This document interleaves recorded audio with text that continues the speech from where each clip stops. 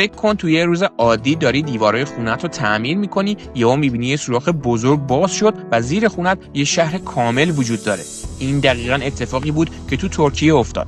داستان درینکویا، بزرگترین شهر زیرزمینی تاریخ که قادر بود 10,000 نفر رو برای ماها پنهان کنه. سال 1963 یه مرد تو منطقه کاپادوکایا داشت دیوار زیرزمین خونش رو میشکست که یه تونل پیدا کرد. اون تونل دروازه ورودی به یه دنیای دیگه بود، شهر درینکویا. این شهر 18 طبقه تا عمق 85 متر زیر زمین گسترش پیدا کرده. نه برای تفریح، بلکه به عنوان پناهگاه دائمی. این شهر میتونست 20,000 نفر رو به اضافه تمام دامها و آذوقه‌شون برای مدت‌های طولانی پناه بده. حالا ببین چقدر هوشمندانه ساختن. تونل‌ها اینقدر باریک و پیچ در پیچ بودن که اگه یه نفر میومد تو، راه رو گم میکرد و نیروهای پناهنده به راحتی میتونستن از بالا یا از گوشه مچش رو بگیرن. جلوی ورودی‌ها سنگ‌های گرد و بزرگی به وزن صدها کیلو بود که فقط از داخل باز میشدن.